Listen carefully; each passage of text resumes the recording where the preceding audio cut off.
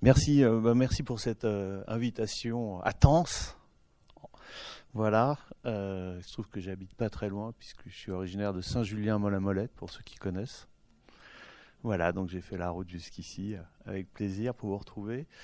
Alors, oui, ce que je disais, donc la conférence d'aujourd'hui va porter sur la question de l'émergence de concepts de race. Alors c'est un sujet qui peut paraître un peu aride, mais je vais essayer de le rendre attractif. Et je vais expliquer pourquoi aussi je me suis intéressé à cette histoire, à l'histoire de ce concept. En fait, ça fait à peu près 25 ans maintenant que je travaille au sein de l'université, mais aussi avec Pascal Blanchard, que vous connaissez sans doute parce que c'est une vedette télévisuelle maintenant. Que je travaille avec Pascal, avec lequel j'ai écrit, co-dirigé à peu près 25 bouquins. Ça fait donc 25 ans qu'on travaille sur l'histoire de la colonisation, et l'histoire postcoloniale aussi, l'histoire des immigrations.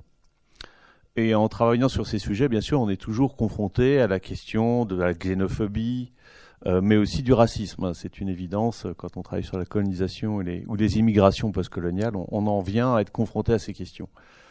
Et au bout d'une vingtaine d'années, je me suis demandé, mais d'où ça vient, quoi, cette idée un peu étrange de classer les groupes humains et de les hiérarchiser en fonction de critères qui sont des critères biologiques au départ. Et c'est ce qui m'a poussé à entreprendre une recherche en fait sur l'origine de ce concept de race. Alors je suis pas le seul à l'avoir entreprise, hein, bien sûr. Plusieurs collègues comme Claude Bancaert ou peut-être pour ceux qui connaissent Claude-Olivier Doron qui vient de sortir, enfin il a sorti l'année dernière un gros bouquin justement qui s'appelle Race et dégénérescence. On s'interroge donc sur cette question, comment est arrivée cette idée en Occident. Et puis la deuxième interrogation qu'on peut se poser quand même, c'est pourquoi elle a eu une influence si forte en termes historiques. Parce que si on regarde l'histoire de nos deux derniers siècles, le 19e et le 20e, il n'y a pas besoin de vous faire un dessin ou d'être grand clair pour constater que la question de la race, elle a eu un impact absolument formidable sur l'histoire occidentale, et pas seulement occidentale. Il n'y a qu'à penser évidemment à la construction des empires. En 50 ans, l'Europe conquiert 2/3 des terres émergées. Et elle le fait au nom d'une supériorité qui est une supériorité de sa propre civilisation. Enfin, c'est ce qu'elle considère comme la supériorité de sa propre civilisation, mais aussi au nom d'une supériorité raciale, tout simplement. On peut bien sûr songer ensuite à l'immense déchirure du nazisme. Hein. Le racisme, la race est le cœur nucléaire vraiment de l'idéologie nazie. Et jusqu'à nous, à l'actualité la plus brûlante, comme vous le savez aujourd'hui, les remontées spectaculaires des extrêmes droites en Europe, mais pas seulement en Europe, l'élection de Donald Trump, du Tertre et bien d'autres aujourd'hui, nous montrent que cette question de la différence raciale, du rejet de l'autre au nom d'un certain nombre de principes, elle est encore au cœur de notre monde contemporain, peut-être plus encore d'ailleurs qu'hier, plus encore qu'après la Deuxième Guerre mondiale, peut-être justement parce que la mondialisation entraîne des réactions en chaîne plutôt qui font qu'on est confronté en fait à cette question de manière peut-être plus brutale qu'on ne l'a été avant les années 70, disons. Alors, bon, ça, c'est un petit peu peut-être le débat qu'on va initier après ma conférence, mais voilà. Mon idée, c'était ça, remonter à l'origine, essayer de comprendre d'où nous vient cette idée. Alors, d'où nous vient cette idée, me direz-vous? Alors, il y a plusieurs sources à l'idée de race, mais qu'est-ce que j'entends par l'idée de race? Parce que vous allez me dire, on a toujours eu tendance, si on pense aux Grecs, par exemple, les Grecs avaient une façon de désigner ceux qui n'étaient pas grecs, hein, dans un vaste ensemble. C'était les barbares, il y avait les différentes catégories, il y avait les métèques, les barbares. Les barbares, c'était vraiment les peuples lointains qu'on considérait comme non grecs, donc non civilisés. Et on pourrait se dire que finalement, il y a une espèce de constante anthropologique au fait qu'on va désigner des populations différentes de nous, tout simplement, pas forcément pour les dominer, mais peut-être pour se définir nous-mêmes d'abord. C'est peut-être ça une des constantes de toute société humaine, de qualifier ses semblables ou ses semblables différents pour former une communauté, pour se reconnaître soi-même. Alors, moi, je ne m'inscris pas dans cette perspective-là. Bien sûr, elle existe aussi dans ce que je vais développer. Mais moi, je fais référence à un concept qui est apparu au XVIIIe siècle, dans le dernier tiers du XVIIIe siècle. On ne peut pas le dater absolument précisément.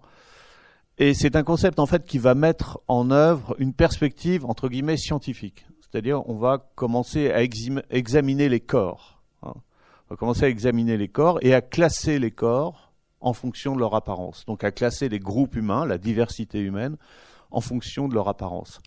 Et ça, c'est une innovation, en fait, qui nous vient de la modernité, qui nous vient du XVIIIe siècle. Mais comment on en est arrivé à cette première classification? Alors, vous avez derrière vous... Non, je ne l'ai pas mis d'ailleurs. Vous avez derrière vous un petit manuel qui est un manuel de zootechnie. Alors, qu'est-ce que c'est que la zootechnie? La zootechnie, c'est la capacité qu'ont les éleveurs à améliorer les animaux de rente. Alors, ça aussi, ça remonte à très loin, en fait, cette capacité qu'on peut améliorer les animaux. Et il y a toute une tradition orale qui s'est transmise depuis le Moyen-Âge et même avant, d'éleveur à éleveur, de manière intergénérationnelle, pour savoir élever les animaux et puis pour la reproduction, trouver là aussi les meilleurs reproducteurs. C'est un savoir qui n'est pas un savoir scientifique, qui est un savoir informel, mais qui est un savoir tout à fait vivant, et ça depuis des siècles. Mais il va se passer quelque chose au XVIIIe siècle qui est une nouveauté. Qui est une nouveauté dans la manière dont on va penser la filiation et l'hérédité. Ça va se passer dans deux domaines. D'une part, dans l'élevage des chevaux et d'autre part, dans l'élevage principalement des moutons, mais aussi des ovins. Cette révolution, cette transformation assez radicale de la manière dont on va concevoir en fait l'élevage et la capacité d'améliorer les animaux de rente, elle va se matérialiser en Angleterre autour des années 1860 par un savant, on l'appellera aujourd'hui un ingénieur agronome, c'est un savant, il a une formation de médecin, il s'appelle Bakewell, et il va créer des registres généalogiques. Des registres généalogiques qui vont permettre donc d'une génération à l'autre de ces animaux de rente, de déterminer en fait des catégories à la fois entre les groupes d'animaux, entre les différentes races d'une espèce, par exemple différentes races de vaches, pour voir quelle est la productivité mesurée d'une année à l'autre de telle ou telle race. Mais aussi à l'intérieur d'une même race, de déterminer quels sont les animaux les plus à même de pouvoir produire la meilleure génération suivante. Et là, on va plus seulement se fier, je dirais, à l'instinct de l'éleveur, mais on va commencer à prendre des mesures. Des mesures métriques sur les corps des animaux qui vont permettre de mesurer le thorax, le poids, etc., comme on va le faire d'ailleurs sur les femelles lorsqu'il s'agit par exemple de génisses, de vaches qui vont produire du lait. Alors, vous me direz, tout ça, quel rapport avec la race? Alors, c'est un rapport avec la race parce que en fait, ça change la perspective qu'on a sur la transmission héréditaire. Bien avant en fait les théories de la génétique, avec ces travaux qui sont des travaux de pure amélioration finalement de la productivité des animaux, on en vient à une perspective qui est une perspective de filiation. Et qui est une perspective de filiation, mais aussi qui est une perspective de différenciation des groupes à partir donc de la mesure physique des animaux. Bon, voilà une bien belle chose, mais comment se fait-elle qu'elle puisse transhumer en quelque sorte vers des théories raciales? Alors dans la dernière partie du XVIIIe siècle, vous avez un certain nombre de revues savantes qui sont des revues principalement médicales. Il y a quelques revues vétérinaires, mais c'est principalement des revues médicales. Et dans ces revues, on s'intéresse en fait à un ensemble de sciences. Il faut s'imaginer qu'au XVIIIe siècle, les spécialisations scientifiques, elles ne sont pas celles qu'on connaît aujourd'hui, bien évidemment. Quand on est médecin, on est à la fois anatomiste, médecin, philosophe. On cumule un ensemble de capacités intellectuelles, de statut social qui permet en fait d'interférer d'écrire sur à peu près tous les sujets. Quand vous prenez des très, très grands savants comme du XIXe siècle, comme Broca, Broca a une formation de médecin, mais il est connu comme quoi? Il est connu comme anatomiste, comme l'inventeur de l'anatomie, enfin un des fondateurs de l'anatomie comparée. Il est connu comme anthropologue. Il est connu comme médecin. Il est connu comme expérimentaliste, etc. Donc les divisions des sciences existent, mais elles sont encore très très labiles. Elles sont encore très faibles. Et ce qui va se passer, c'est qu'on a découvert que dans les revues médicales ou dans certaines revues vétérinaires, on retrouve des gens qui vont s'intéresser aux races animales, mais aussi aux races humaines. Il y a donc une perméabilité, si vous voulez, des savoirs entre la médecine d'un côté, et ce qui va devenir bientôt l'anthropologie, et puis d'un autre côté, donc la science de l'élevage, et ce qu'on va appeler donc la zootechnie, l'amélioration des animaux de rente.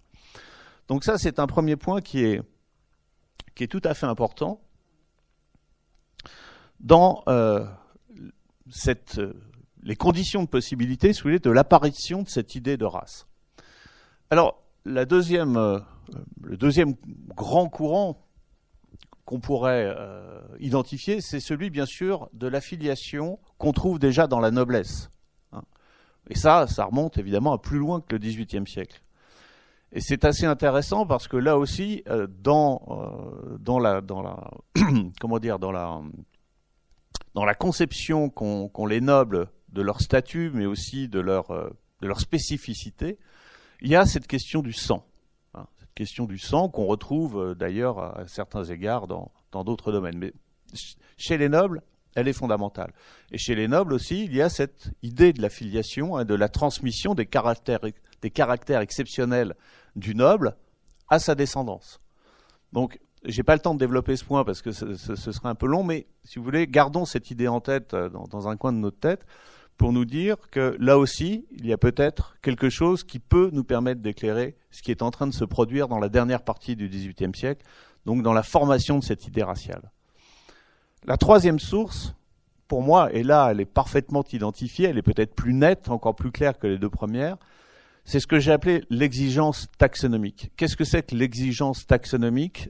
C'est la capacité qu'on va avoir au XVIIIe siècle à classer les choses. C'est bien sûr l'œuvre des encyclopédistes. Les grandes encyclopédistes de Buffon, de Linné au XVIIIe siècle, elles ont un objectif, c'est le classement. Et on voit bien qu'on a avec les encyclopédies un véritable saut qualitatif, un saut épistémologique en fait, entre les manières dont on pouvait classer les êtres vivants ou les choses inanimées avant cette période qu'on peut dater des années 1750, peut-être 1745, et l'entreprise encyclopédique. Parce que les classements scientifiques qui sont produits avant cette date sont des classements, par exemple, qu'on retrouve dans les cabinets de curiosité, qui sont des classements qui ne répondent pas à des logiques systématiques. Qu'est-ce qui va se passer avec l'encyclopédie? C'est qu'on va avoir justement des logiques systématiques de classement. Ces classements, comment ça fonctionne dans l'encyclopédie de Buffon? D'ailleurs, et dans l'encyclopédie de Linné, mais enfin, bon, il y a des différences, mais dans l'encyclopédie de Buffon, ça fonctionne par espèce, d'accord? Donc au sommet, vous avez les espèces, vous avez l'espèce humaine. En dessous, vous avez des races. Et puis, ensuite, il va y avoir des variations. Les variations, c'est les choses qu'on n'arrive pas très bien à caser, en fait, dans les encyclopédies. Ça marche pour les espèces animales, mais ça marche pour les arbres, etc. Alors, comment on crée une espèce? Comment on dit, voilà, cette espèce ça, c'est une espèce d'arbre, par exemple, et puis on va différencier ensuite des genres. On va procéder en fait par apparentement. L'apparentement, c'est, si vous voulez, dans l'esprit de Buffon, c'est mettre ensemble des êtres ou des choses qui ont une structure comparable, qui ont une structure similaire. D'accord? Donc, dans la race humaine, dans l'espèce humaine, pardon, on va avoir l'ensemble des races qui sont rassemblées l'ensemble des races. Vous avez donc, Buffon les détails dans son encyclopédie, vous avez la race noire, la race jaune, la race brune, la race blanche, la race... oui, non, c'est tout. La race rouge aussi, il en parle. Et donc, toutes ces races sont regroupées dans l'espèce humaine.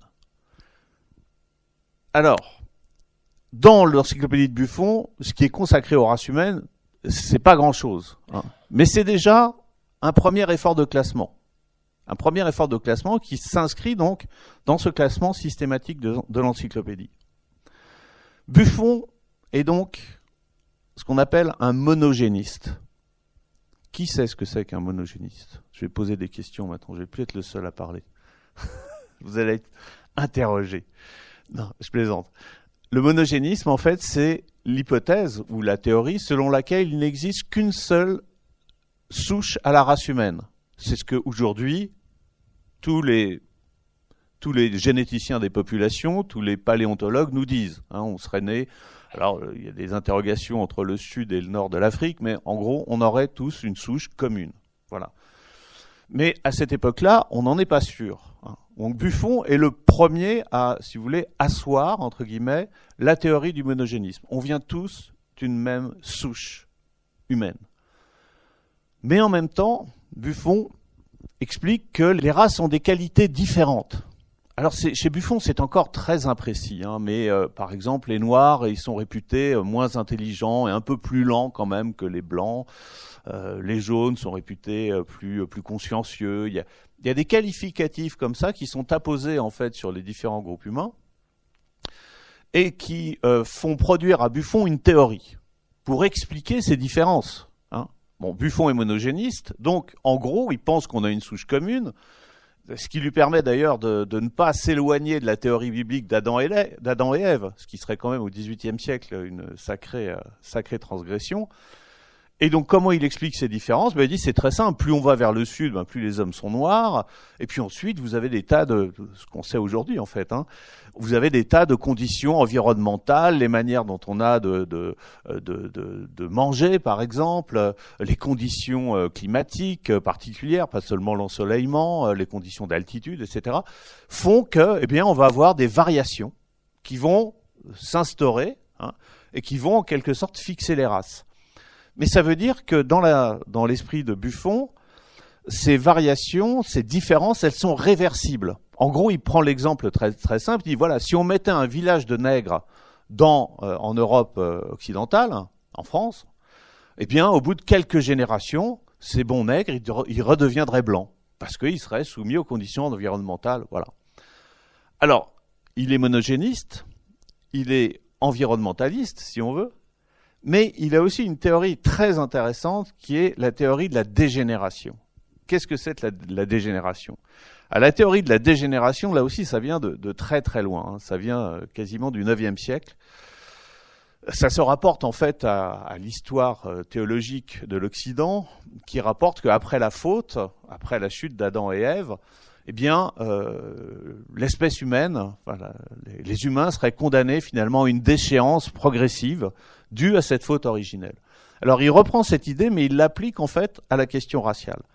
Et il dit, voilà, si on a des races différentes qui manifestement ont des qualités différentes, hein, puisqu'on l'a vu, un noir, il n'a pas les mêmes qualités qu'un blanc, par exemple.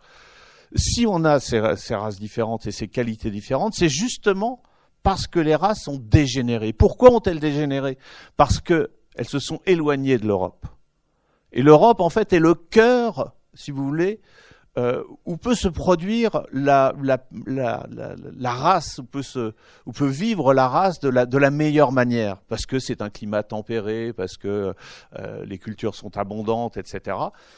Et donc, plus on s'éloigne de ce cœur européen, d'où serait née la race, hein, la souche raciale initiale, elle serait née en Europe. Hein, ce serait une souche donc blanche. Hein. Ce qui fait dire que, ce qui nous fait comprendre que dans l'esprit de Buffon, si la hiérarchie est réversible, elle existe quand même. Et ce qu'on sait moins d'ailleurs, mais ce qui est quand même intéressant, c'est que Buffon, sur ses premières idées, en fait, est revenu un peu sur ses premières idées de la réversibilité des caractères raciaux, hein, pour se rapprocher finalement beaucoup plus d'un deuxième naturaliste qui s'appelle Linné, et qui va avoir, là aussi, comme Buffon d'ailleurs, une influence considérable sur toute la fin du XVIIIe siècle et même tout le XIXe siècle, on peut dire. Linné qui, lui, va créer donc son immense encyclopédie qui va être publiée en, je crois, 23 volumes sur 17 ans. Et Linné qui va également s'intéresser donc au classement des choses vivantes et des choses inanimées. Il fait le même travail que Buffon, à peu près sur les mêmes bases épistémologiques, d'un point de vue scientifique, mais ses conclusions vont être différentes. Et ça, c'est très intéressant parce que Buffon va expliquer, c'est pareil, pour Buffon, la question, pour Linné, pardon, excusez-moi, je vais vous embrouiller. Pour Linné, la question des races humaines n'est pas une question centrale. C'est une question, pas anecdotique, mais c'est une question latérale. Linné, l'ambition de l'encyclopédie, c'est de couvrir l'ensemble des savoirs sur toutes les choses inanimées et sur toutes les choses vivantes. C'est un travail évidemment colossal. Mais qu'est-ce que dit Linné sur les races ? Alors, Linné a une théorie radicalement différente de celle de Buffon.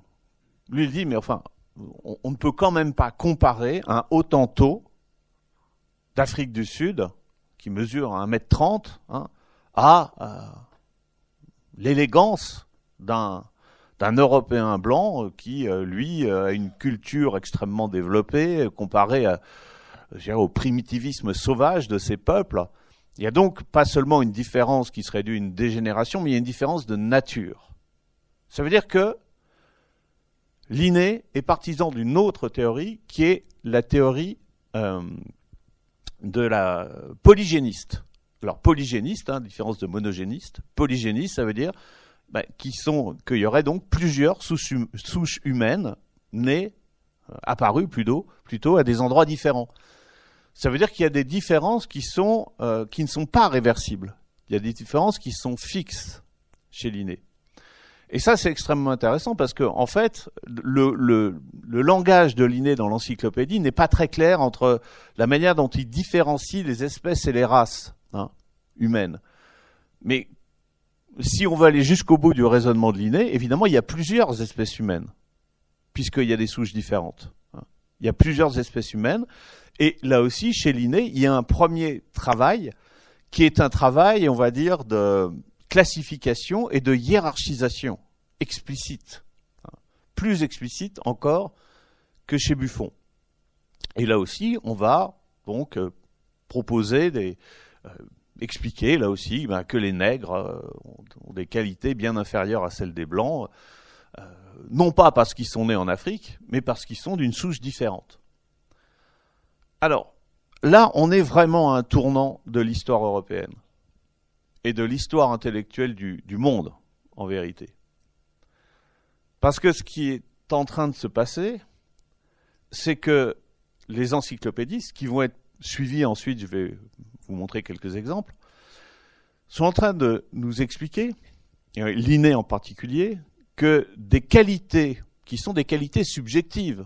Quand on dit, par exemple, les Noirs sont paresseux, je prends un exemple très évidemment, ça n'a aucune réalité expérimentale, ça n'a pas de réalité scientifique. On peut l'affirmer comme ça, mais pourquoi on l'affirme ? Parce que c'est un préjugé, tout simplement.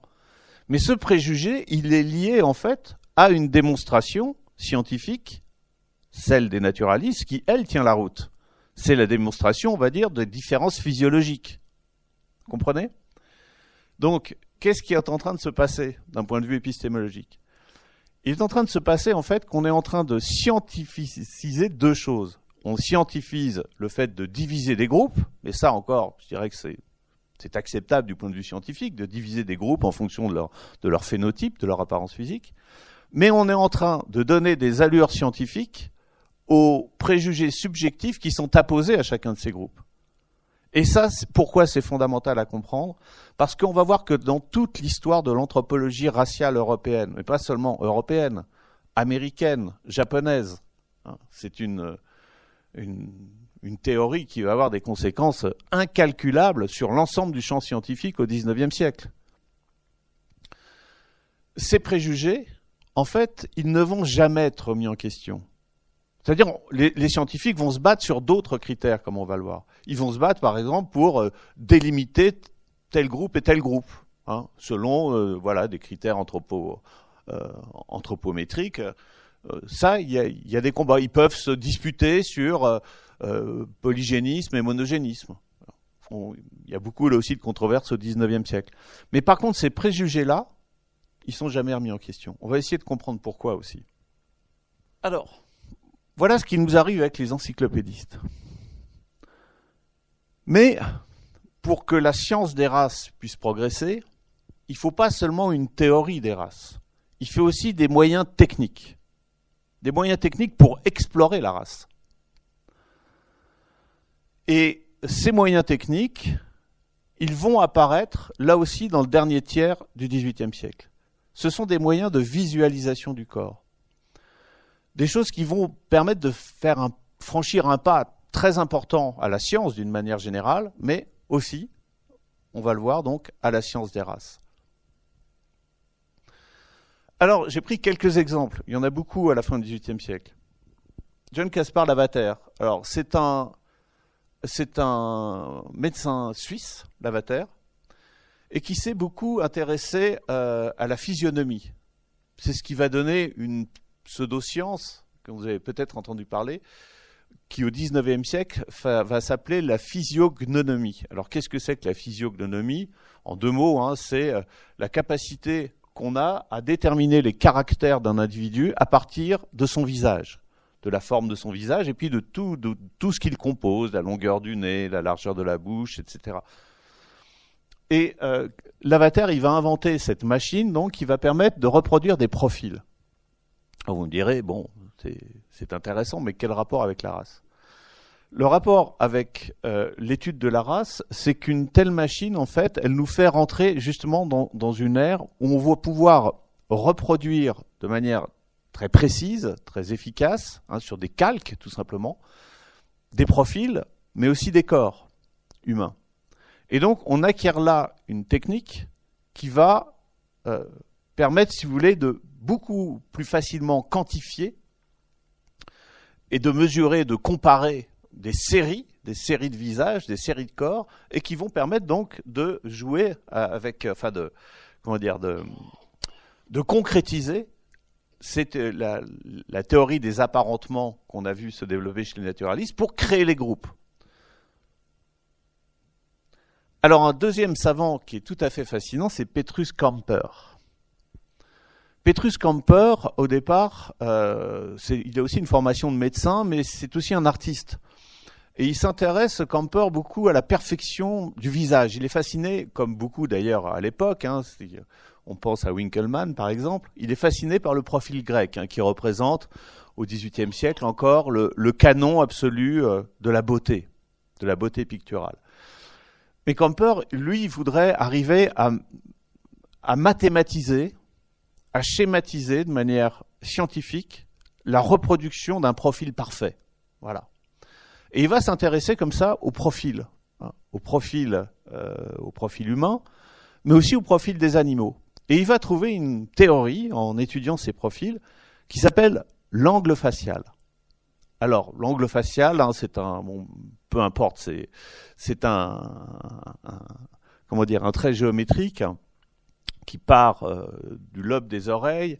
On trace deux traits qui partent du front jusqu'au menton, et puis on va déterminer l'angle facial.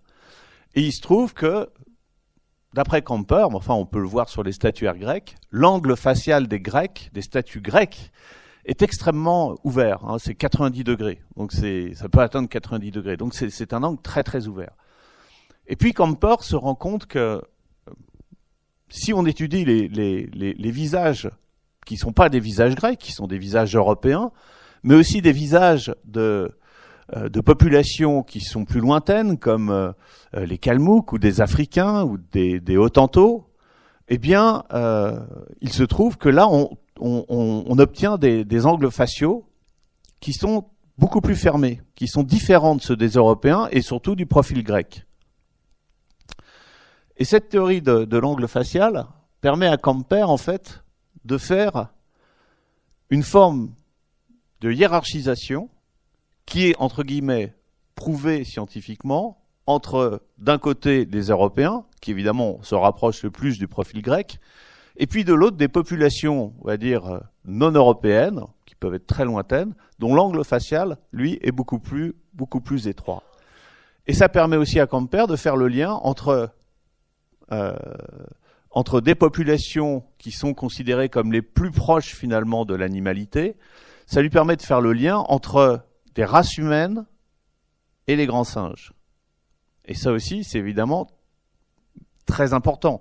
C'est important d'une part parce que ça fixe une hiérarchie où finalement certaines races humaines comme les Kalmouks ou les Hottentots deviennent des espèces de races frontières entre d'un côté les familles de grands singes et de l'autre côté la race humaine, au sommet de laquelle trône le blanc.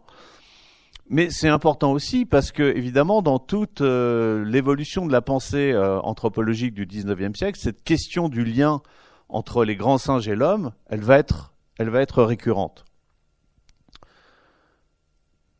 Voilà ce que peut donner, si vous voulez, les travaux de Camper, étant de manière extrêmement résumée. On a donc d'un côté un profil européen, profil donc qui se rapproche du profil du grec, et puis de l'autre, vous avez le profil du noir. Et évidemment, le profil du noir se rapproche beaucoup plus de celle de l'orang-outan.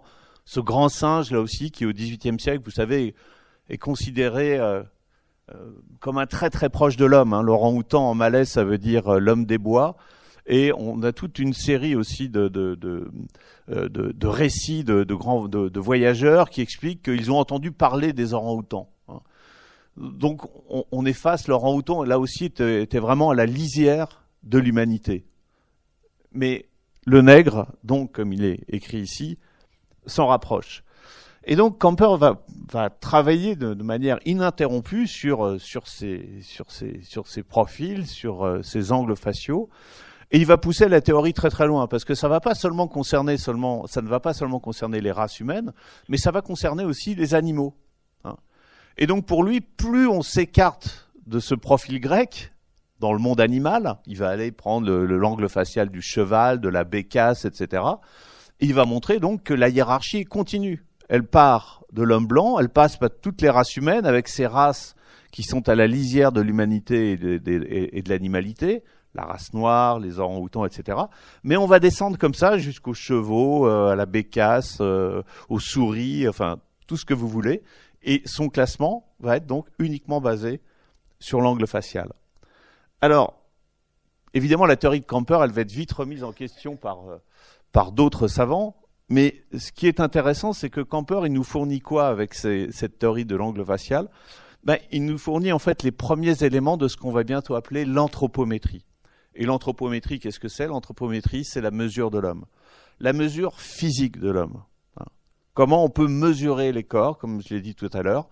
Camper donne des solutions graphiques, des solutions mathématiques, qui ne seront pas reprises partout, mais qui sont contestées par certains, mais enfin, qui auront un bel avenir au XIXe siècle. Des moyens techniques, donc, pour procéder à ces classifications. Dernier exemple, Blumenbach. Blumenbach, qui est également un savant allemand. Oui, pardon, Camper, c'est hollandais, je vous dis une bêtise, il n'est pas allemand, il est hollandais. Blumenbach, c'est un savant allemand, et c'est l'inventeur de la craniométrie. Et là aussi, c'est un nouveau moyen de mesure. Comment on va différencier les groupes humains à partir des crânes. Et Blumenbach est le premier à avoir réuni une collection de crânes tout à fait impressionnante, puisqu'il en possède plus de 600, ce qui à l'époque est extraordinaire. Il a la plus grande collection du monde, avec un Américain qui s'appelle Morton, qui est l'inventeur de l'anthropologie raciale américaine. Et Blumenbach, donc, il va dire l'angle facial de Camper, c'est n'importe quoi, ça fonctionne pas, on peut pas appliquer les mêmes critères sur les animaux que les hommes, etc. Bon, pour lui, ça fonctionne pas. Par contre, les crânes, c'est une preuve irréfutable. C'est une preuve irréfutable parce qu'en particulier, on a les volumes crâniens. Et lui, Campers, il va trouver des résultats qui finalement se rapprochent de Blumenbach va trouver des résultats qui se rapprochent de ceux de Campers.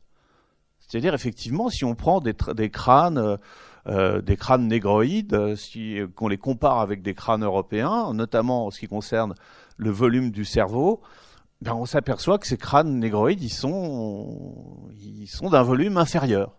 Voilà.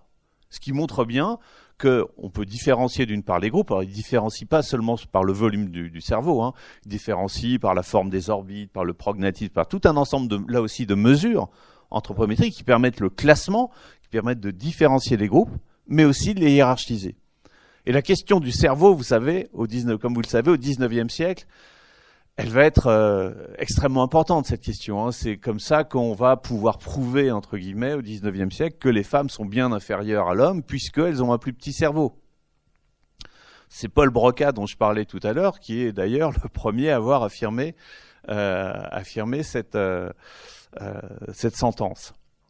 Et d'ailleurs, pour prendre un exemple très intéressant, prenons l'exemple de Paul Broca, parce que Paul Broca, je vous l'ai dit, c'est un savant incontesté. Incontesté et un savant honnête, très honnête. Il est membre de l'Académie des sciences, il a une chaire au Collège de France, c'est une sommité absolue. Et il va s'intéresser, Paul Broca, à partir des années 1850, à la question des races humaines. Et il va, lui, s'employer justement à employer des méthodes expérimentales, absolument incontestables, pour différencier les groupes. Et il va reprendre la méthode de Blumenbach. Mais lui, il procède de manière, encore une fois, beaucoup plus sérieuse. Il va donc obtenir des collections de crânes qui viennent de différentes collections privées, une partie de la collection de Blumenbach d'ailleurs. Il va les réunir et il va décider effectivement de mesurer le volume du cerveau de chaque groupe. Alors il prend des petites billes en plomb, hein, une circonférence absolument équivalente, et puis il va les mettre dans le crâne jusqu'au niveau de l'occiput. Il remplit comme ça les crânes, bille par bille, donc c'est un travail long, il doit avoir des assistants, j'imagine. Et il va trouver que effectivement, Blumenbach avait absolument raison. Les crânes négroïdes sont d'un volume, ont un cerveau beaucoup plus petit que ceux des blancs. Ah, alors ça c'est embêtant pour nous, parce que je vous rappelle que nous sommes antiracistes. Et s'ils avaient raison, je vais faire un peu de provocation, comment se fait-il que Broca arrive à ce résultat qui va contre, je dirais, ce qu'on sait, ou contre nos convictions en tout cas? Alors il y a un anthropologue, enfin un paléontologue plus exactement américain, un darwiniste, qui s'appelle Stephen Jay Gould, qui a refait les expériences de Broca. Parce que lui, pour lui évidemment, ça tient pas debout. Il peut y avoir des différences inter-individuelles importantes, mais des différences entre groupes aussi importantes que celles que trouve Broca avec les populations qu'il a étudiées, avec les caractéristiques physiologiques qu'on connaît aujourd'hui, pour lui, ça lui paraît pas possible. Donc il refait exactement les expériences de Broca. Il va reprendre les mêmes billes, la même circonférence, et il va refaire donc toute cette expérience, voilà, en mettant les petites billes à l'intérieur. Et puis, il arrive à un résultat complètement différent. Ben, en fait, non, il n'y a pas de différence. Une différence minime, d'ailleurs, en défaveur des Blancs. Bon, mais la différence est minime, elle n'est pas significative. Alors, comment se fait-il que Broca ait trouvé l'inverse, d'après vous? Est-ce que quelqu'un a une solution à ce problème? Non. Non, Broca, en fait, a utilisé la méthode qui a été utilisée par Stephen Jay Gould après lui, mais simplement, il a écarté ce qu'il appelle les cas limites. Et les cas limites, pour lui, c'était des crânes d'Africains trop gros. Et oui. Et il l'a fait, non pas, je dirais, par malhonnêteté intellectuelle. Il l'a pas fait pour arriver absolument à prouver que les Noirs étaient inférieurs aux Blancs. Je pense pas que c'était son ambition n'était pas idéologique, elle était vraiment scientifique. Mais inconsciemment, comme il était en fait pétri de ses préjugés, qu'il avait incorporés, pour lui, un crâne noir trop gros, entre guillemets, c'était forcément une exception à la règle. Et donc, on ne pouvait pas le prendre en compte, puisque ça faussait la véracité des mesures. Vous comprenez ce que je veux dire?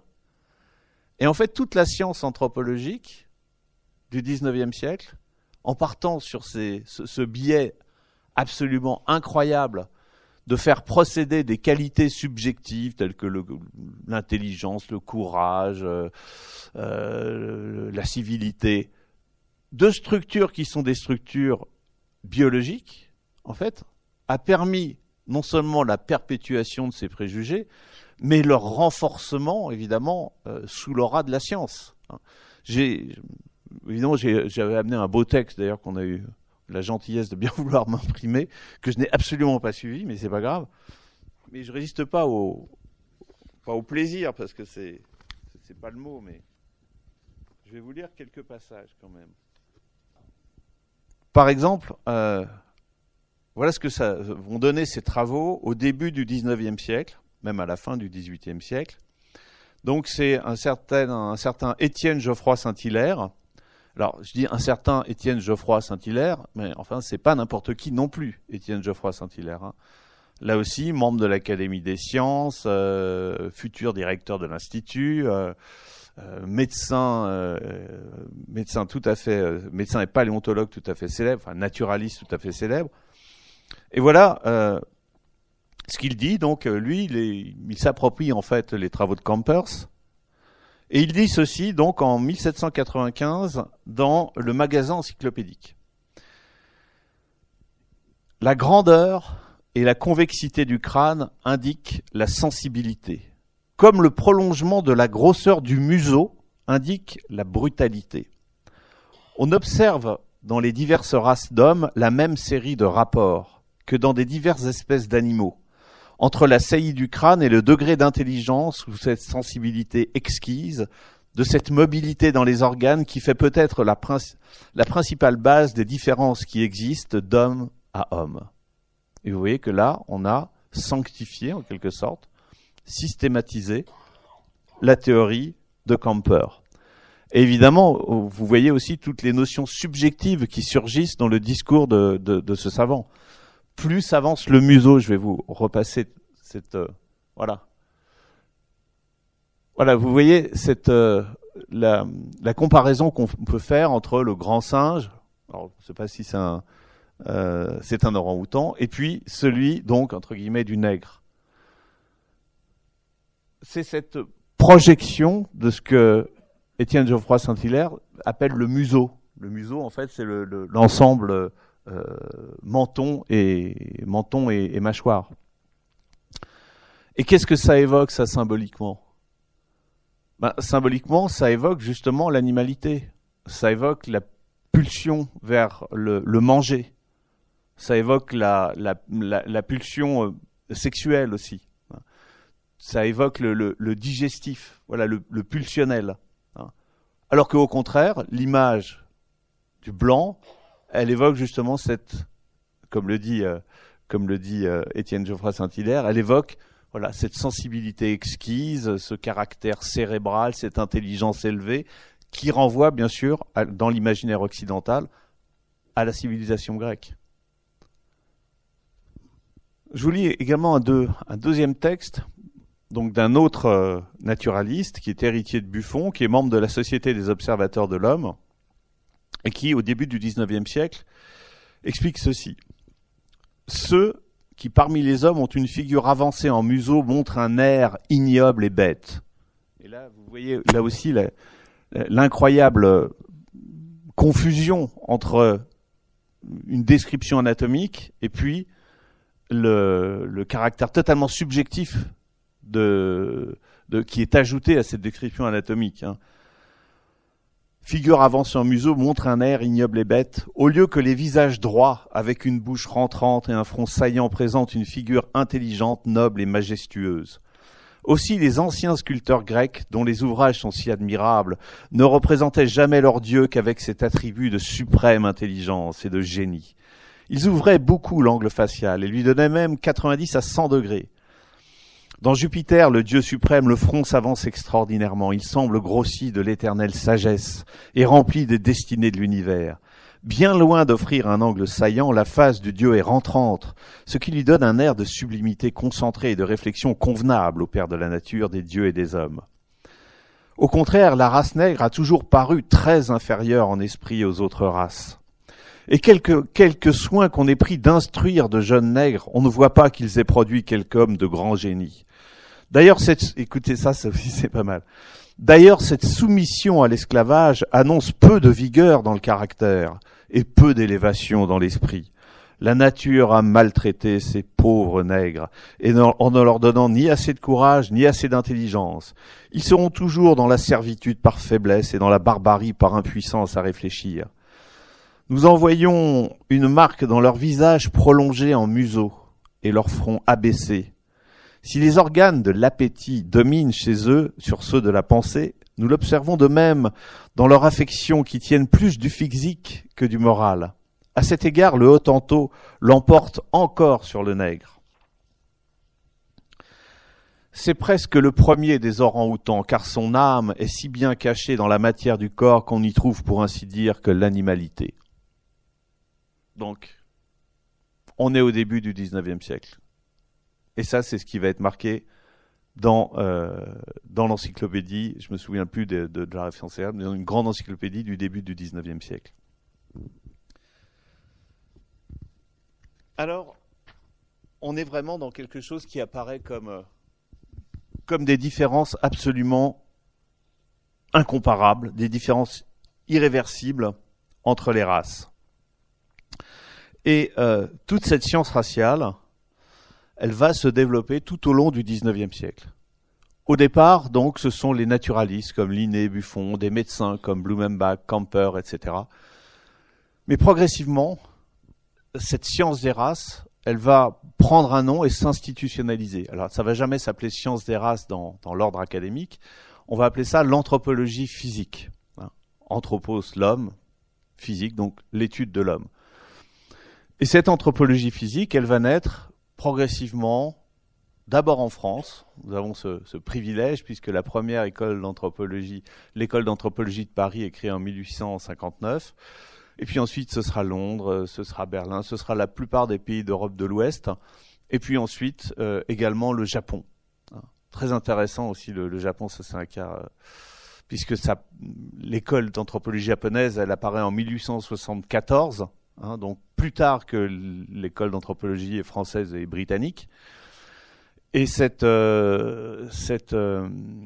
incidence tardive, cette naissance tardive de l'anthropologie raciale japonaise, on s'est beaucoup interrogé dessus en fait. Et pourquoi il y a ce décalage entre l'Europe et le Japon? Alors, je fais deux mots là-dessus parce que c'est vraiment un cas intéressant de la diffusion des savoirs. Quand on s'est intéressé à cette question, donc la diffusion des savoirs sur la race, on est tombé sur des gens qui travaillaient sur des auteurs spécifiques, voire sur des pays. Mais quand on travaille sur l'ensemble de l'Europe, qu'on y ajoute les États-Unis et le Japon, on se rend compte qu'en fait, le champ académique était déjà complètement internationalisé au XIXe siècle. Enfin, moins qu'aujourd'hui, bien sûr. Mais les échanges scientifiques, ils existaient entre savants britanniques, allemands, français, etc. Alors, le fait que ces théories raciales se soient propagées de manière relativement équilibrée en Europe de l'Ouest, ça se comprend, puisque ce dialogue scientifique était établi depuis déjà un certain temps entre ces différentes nations. Mais pour le Japon, c'est un peu différent. Le Japon n'avait pas de tradition d'étude des races jusqu'aux années 1870. Et pourtant, donc, comme je vous l'ai dit, la première école d'anthropologie raciale, elle va naître en 1874 au Japon. Et pourquoi elle naît en 1874? Parce que à la fin des années 1860, des ethnologues japonais sont allés s'intéresser au savoir anthropologique, notamment en Angleterre, dans l'école d'anthropologie britannique à Londres et à Birmingham. Et ces savants japonais, en fait, sont revenus avec un corpus de savoir qui était le corpus de l'anthropologie raciale. Comment distinguer, effectivement, les groupes humains. Et ce qui était extrêmement intéressant, c'est que les Japonais se sont intéressés tout de suite à une première race, entre guillemets, c'est les Aïnous. Alors, qu'est-ce que c'est que les Aïnous? Les Aïnous, c'est une ethnie qui vit sur l'île d'Hokkaido, qui est à côté du Japon, et qui ont toujours été considérés dans la tradition japonaise comme un peuple inférieur, qui n'était pas véritablement japonais. C'est un peu les sauvages de l'intérieur, si vous voulez, de la société japonaise. Et les anthropologues raciaux, ils vont s'intéresser en premier aux Aïnous, pour essayer de comprendre d'où leur vient cette infériorité. Et cette infériorité qui était jusque-là dans l'imaginaire japonais liée à une certaine forme d'arriération culturelle, si vous voulez, d'arriération de la civilisation, eh bien, elle va prendre une nouvelle forme avec ces études d'anthropologues raciaux sur les Aïnous pour que cette infériorité soit non plus liée à une culture, mais liée au biologique, liée à leur être physique, somatique. Et ça constitue une évolution tout à fait importante dans l'histoire du Japon, même si elle n'a pas d'incidence immédiate sur l'histoire japonaise. Les anthropologues raciaux mettent beaucoup de temps à s'implanter dans le paysage académique japonais. Mais par contre, il est évident que, en particulier, la nature, on va dire, raciste des conquêtes japonaises qui vont commencer à être menées à partir des années 30 et qui vont se poursuivre, comme vous le savez, pendant la Deuxième Guerre mondiale, si on compare l'expansion japonaise en Extrême-Orient à l'expansion nazie en Europe, les similitudes sont quand même extrêmement nombreuses et extrêmement frappantes. Et les Japonais, en particulier l'armée japonaise, va utiliser ces savoirs anthropologiques raciaux parce que à quoi vont s'intéresser les anthropologues raciaux japonais après avoir étudié les Aïnous, et ça dès les années 1905-1910, ils vont s'intéresser à tous les peuples qu'ils appellent les peuples périphériques, hein, c'est-à-dire les Chinois et les Coréens en particulier, puis certaines ethnies des îles du Pacifique. Et à quoi correspondent ces études ? Elles correspondent de manière tout à fait extraordinaire. Elles correspondent au chemin que va prendre la colonisation japonaise en Extrême-Orient. Et la manière dont les Japonais vont gérer, entre guillemets, ces populations en Extrême-Orient va s'appuyer sur des savoirs qui sont ceux de l'anthropologie raciale. Donc, j'ai pris cet exemple japonais, mais on pourrait en prendre évidemment beaucoup d'autres. Pour vous montrer qu'on n'est pas seulement en train de parler d'une histoire strictement scientifique, on est évidemment en train de parler d'une histoire qui a des répercussions considérables sur le monde lui-même. Alors, j'ai pris un deuxième exemple de ce que pouvait être le processus de racialisation. Et je vais devoir aller vite parce que je suis un bavard impénitent. Il s'agit de ce qu'on a appelé les zoos humains. Alors, on ne les appelait pas comme ça à l'époque, on les appelait, pour reprendre le thème exact d'Hagenbeck, des exhibitions anthropozoologiques. Ce qui est, zoo humain, la traduction peut-être plus simplifiée de ce terme. Alors, vous avez peut-être vu le film de Keshish, La Vénus noire, qui raconte l'épopée de la Vénus au tantôt. Vous avez peut-être vu le film qu'a fait Pascal, qui s'appelle Sauvage, qui raconte un peu justement cette histoire des zoos humains. Si vous ne l'avez pas vu, je vous conseille d'aller le voir. Je crois qu'on peut encore le voir en replay sur Arte. Alors, qu'est-ce que c'est que les zoos humains ? En fait, les zoos humains, ce sont des exhibitions ethniques qui sont destinées au public. Avant la Vénus Hottentote, on n'a pas connaissance de telles exhibitions. Bien sûr, il existe des noirs en Europe. On a les noirs de cour depuis le XVIe siècle, qui sont dans toutes les cours européennes comme des trophées de la puissance royale, mais qui ont des statuts d'ailleurs très différents, très particuliers, et qui ne sont pas exhibés. La Vénus Hottentote est peut-être le cas qui inaugure, d'une certaine manière, ce que vont devenir ces exhibitions ethniques. Alors, pour ceux qui n'ont pas vu le film de Keshish, je vous résume en quelques secondes son histoire. La Vénus Hottentote, donc de son nom de baptême, puisqu'elle était baptisée par son négrier, c'est Sarge Bartman. Et elle était donc employée comme esclave au départ, ramenée en Angleterre, et elle était présentée dans un certain nombre de lieux en Angleterre pour ce qui semblait être des particularités physiques tout à fait extraordinaires. C'était une Hottentote, et alors elle avait d'abord une petite taille, elle avait ce qu'on appelle des fesses calipiges, des fesses généreuses, et surtout quelque chose fascinait les contemporains, c'était ses organes sexuels. Ses organes sexuels, puisqu'il y avait ce fameux tablier Hottentot, donc, pour le dire avec plus de précision, ce sont les grandes lèvres du sexe qui sont surdimensionnées, et qui sont comme étirées. Et certains voyageurs avaient ramené des croquis de ces femmes, et donc ce tablier Otranto, ce tablier sexuel, interrogeait en quelque sorte les savants. Alors, en fait, il y avait rien de particulier, il y avait une tradition qui consistait chez les Otranto à cette époque à étirer effectivement les grandes lèvres, donc c'était purement culturel, mais on pensait à l'époque que c'était un trait racial distinctif des Otranto. Donc, si vous voulez, la Vénus Otranto, elle se trouve à l'intersection de plusieurs choses. C'est à la fois un être extraordinaire, de par ses proportions physiques. Elle cumule également les attraits de la bête de foire sexuelle, si je puis dire. Donc, il y a une espèce de trouble,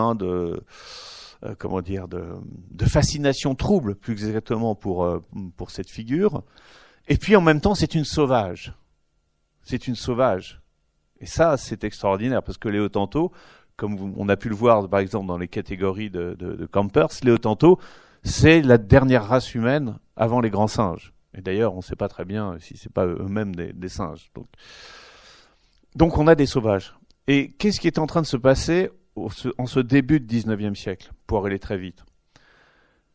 Comment on représente l'altérité du corps jusqu'au 19e siècle? On le représente à travers des altérités corporelles qui sont, par exemple, dans les foires, en Europe, depuis au moins le 15e siècle, peut-être avant, on présente des monstres. Les monstres, ce sont les boiteux, les gens affligés de certaines difformités, les bossus, etc., qui sont une attraction. Ils sont une attraction parce qu'ils sont différents. D'ailleurs, des représentations de monstres humains, on en a dans les cabinets de curiosité au XVIIe et au XVIIIe siècle. Et ce qui est en train de se passer avec les Vénus Otranto, d'après moi, mais je pense qu'on peut vraiment le documenter, c'est qu'il y a un transfert en fait du statut de l'altérité.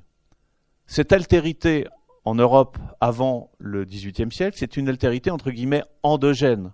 C'est une altérité qui appartient à nos sociétés. Ce sont des enfants, des enfants ou des hommes ou des femmes blanches qu'on présente affligés de ces difformités.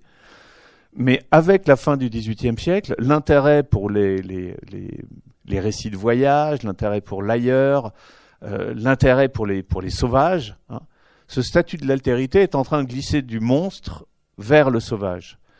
Et la Vénus Otranto est en quelque sorte une espèce de quintessence de cette transformation.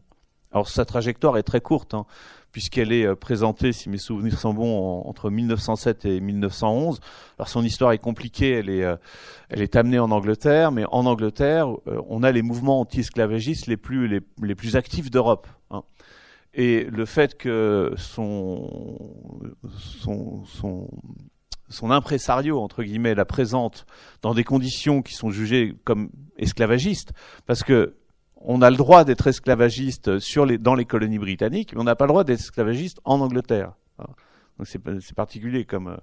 Et donc les sociétés anti-esclavagistes, l'équivalent de la Société des Amis des Noirs en Angleterre, va faire un procès en fait à l'impresario pour exhibition scandaleuse et esclavagisme, etc. Ce procès va plus ou moins bien tourner pour l'impresario, puisque la Vénus Otranto va témoigner en sa faveur. Alors pourquoi elle le fait, les avis divergent, peu importe. Mais elle va le faire. Mais l'impresario, se rend compte que il peut pas continuer en Angleterre. Donc il va vendre la Vénus Otranto à un autre impresario, un Français, celui-là, qui va l'amener en France et qui va également la présenter dans divers lieux d'exhibition. Alors, ces lieux d'exhibition, on ne sait pas exactement, pour terminer sur la Vénus Otranto, mais il y aurait eu peut-être son impresario français l'aurait prostituée. Voilà, je dirais qu'à la limite c'est presque anecdotique.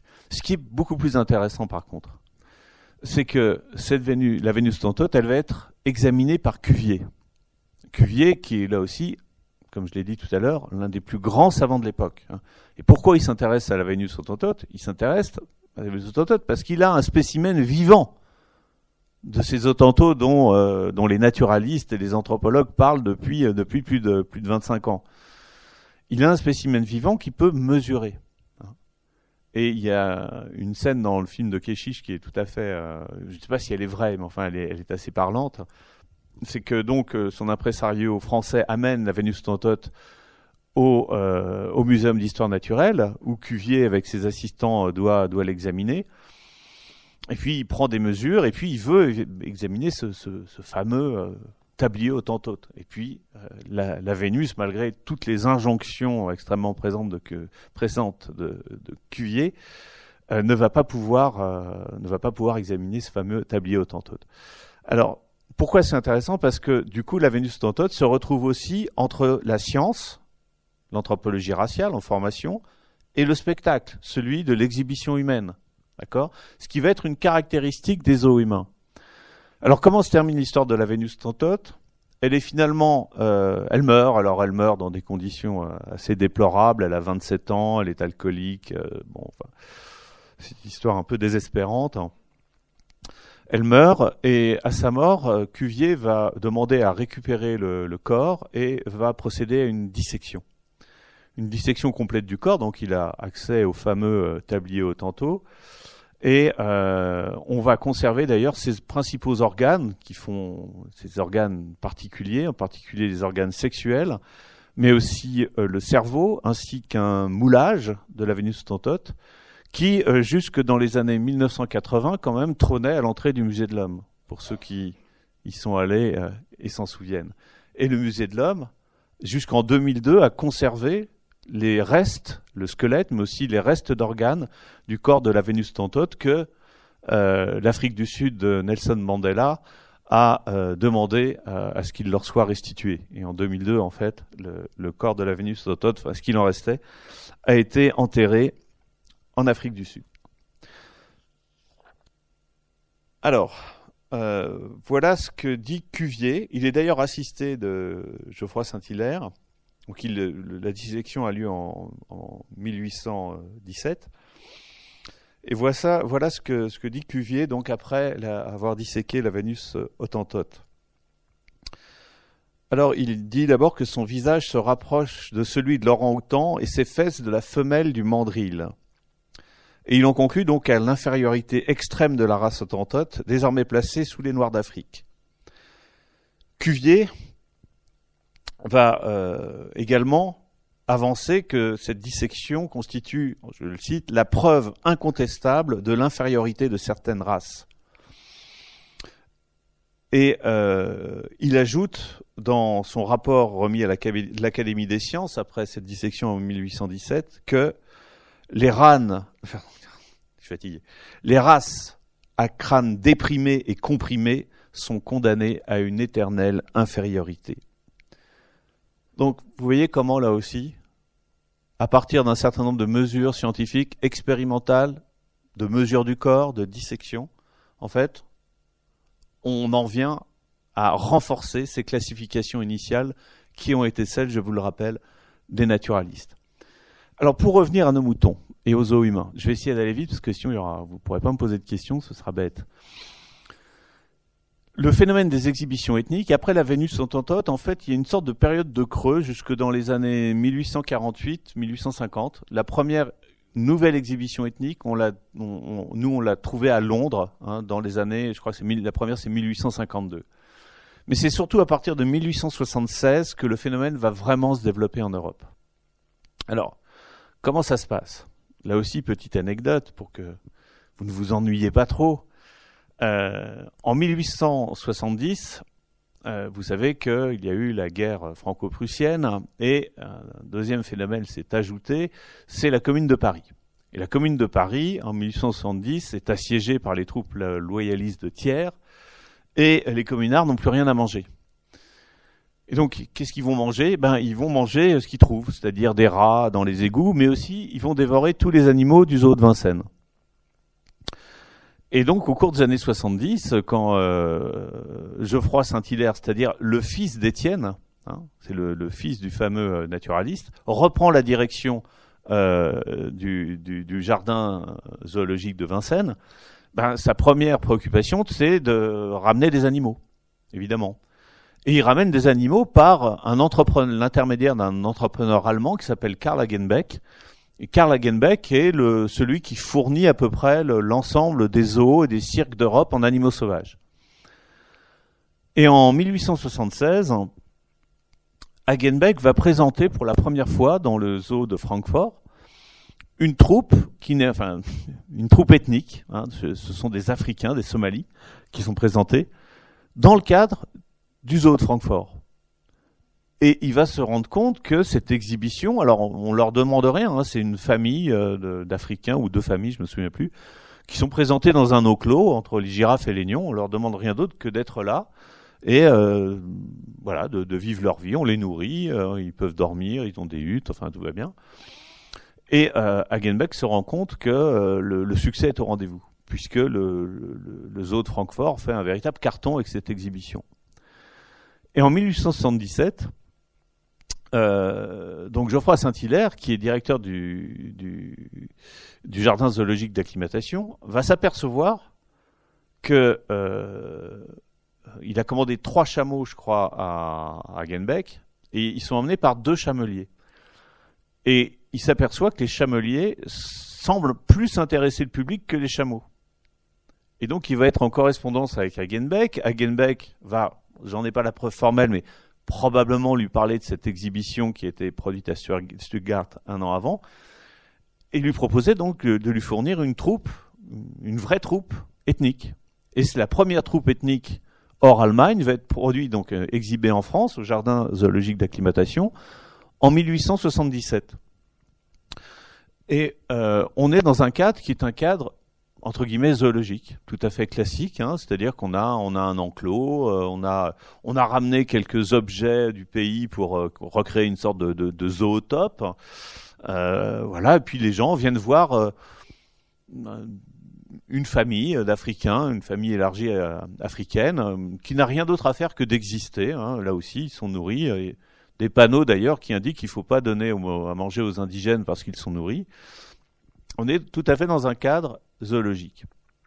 Alors, c'est extrêmement intéressant parce que ça nous rapporte évidemment à cette fracture entre l'animalité et l'humanité, cette espèce de vacillement qu'on trouve dans l'esprit occidental de l'époque, de différenciation un peu difficile entre les grands singes et puis des races qui sont considérées comme très inférieures.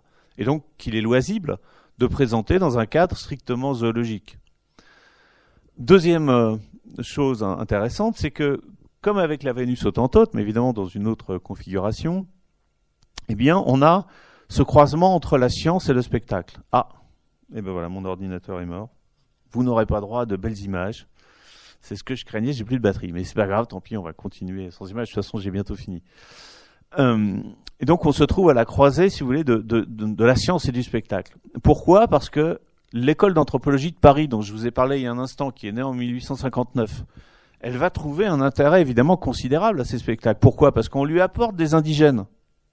C'est quoi le problème de l'anthropologie raciale au XIXe siècle ? C'est d'avoir des corps, c'est l'accès aux corps. Parce qu'on n'y a pas accès.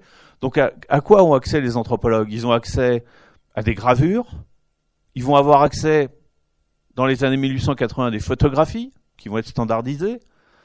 Ils ont parfois accès à des moulages. Bon, ça c'est plus rare, c'est plus difficile. Mais leurs sources, en fait, sont extrêmement faibles. Donc, ils vont avoir accès à ces corps d'indigènes qu'on amène pour être présentés dans un cadre zoologique. Et ils vont passer des accords, en fait. Et ça, on le voit partout en Europe. Je parle de la France. C'est valable pour l'Angleterre, c'est valable pour l'Allemagne, c'est pour la plupart des pays d'Europe occidentale. Ils vont passer un accord, en fait. Ils vont accorder une espèce de validation scientifique à l'exposition qui est présentée, à ces indigènes. Oui, il s'agit bien de telle race, etc. C'est-à-dire des petits livrets qui sont distribués aux spectateurs qui viennent voir cette exhibition, parce que cette exhibition, il faut payer, pour ce qui concerne le jardin zoologique de Vincennes, il faut payer 2 sous en plus, je crois. Et c'est comme ça qu'on s'est aperçu qu'entre 1876 et 1877, le public a doublé. Et il a doublé grâce à l'exhibition ethnique. Donc ça connaît un succès tout à fait considérable. Et donc ce que font les anthropologues, c'est qu'ils ont accès au corps, on leur amène les indigènes, ils peuvent les mesurer, prendre les mesures anthropométriques, mais en échange, donc, ils donnent une petite brochure sur les caractéristiques raciales de l'exhibition. Et ça va marcher jusque dans les années 1905-1910.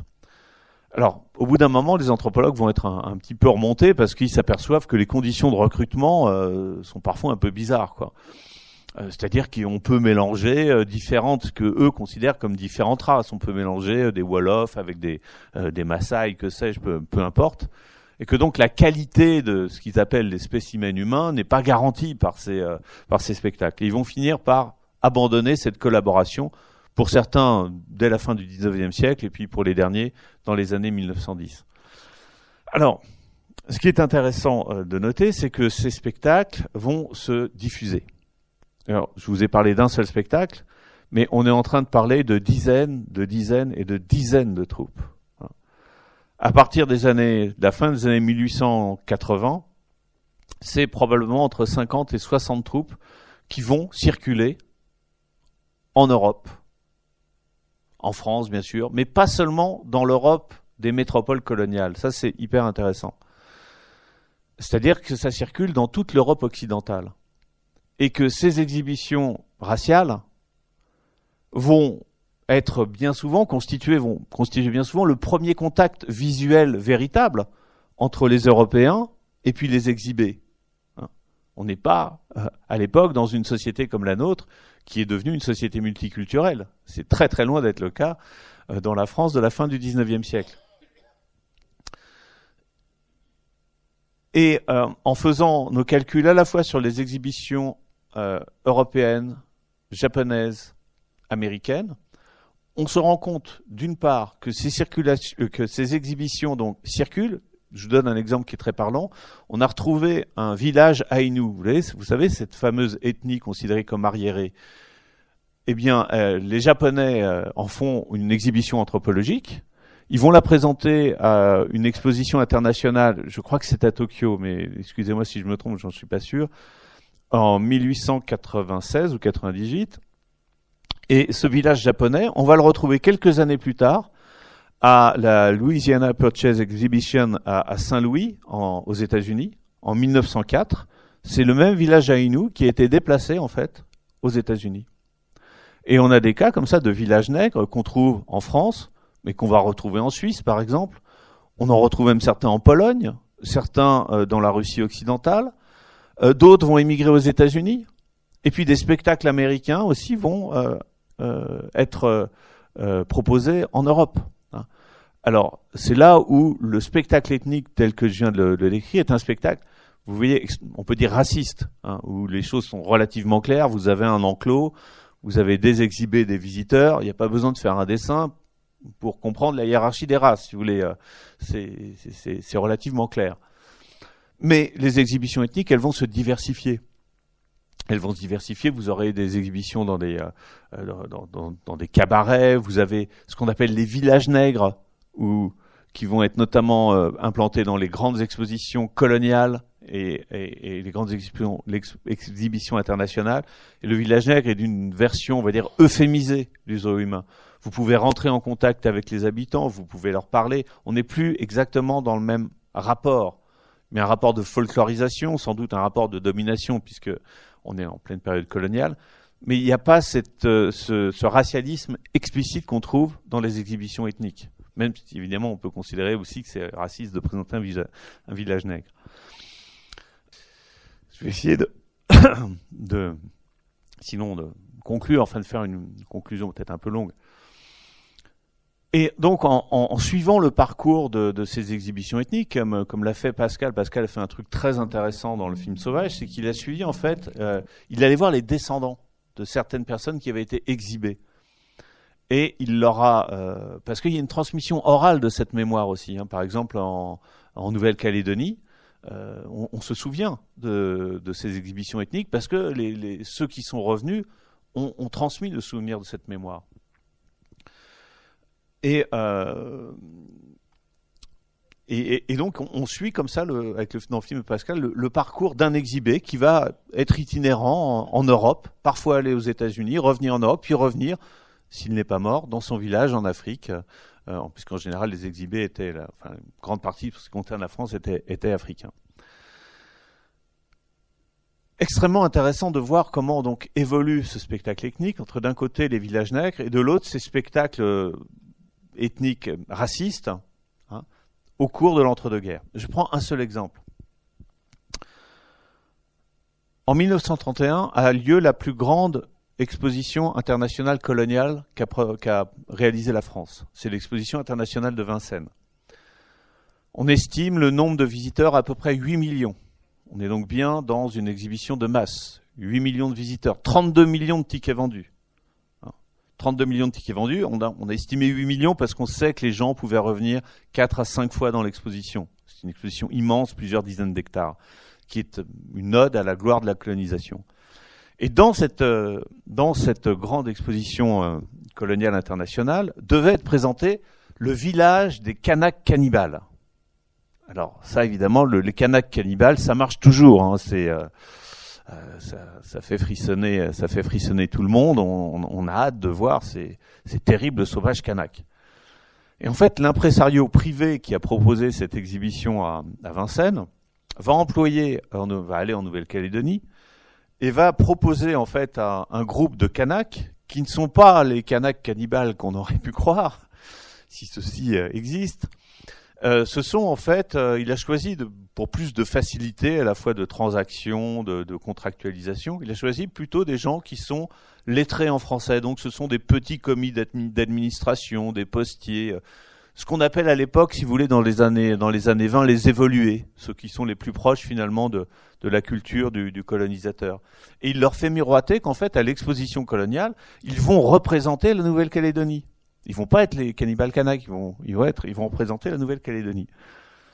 Et puis bon, pour différentes raisons, enfin pour une raison que je vais vous expliquer, le spectacle des cannibales Kanaks est finalement refusé en 1930, donc juste avant l'exhibition de Vincennes, par le maréchal Lyautey, qui est devenu entre-temps le commissaire général de l'exhibition de 31.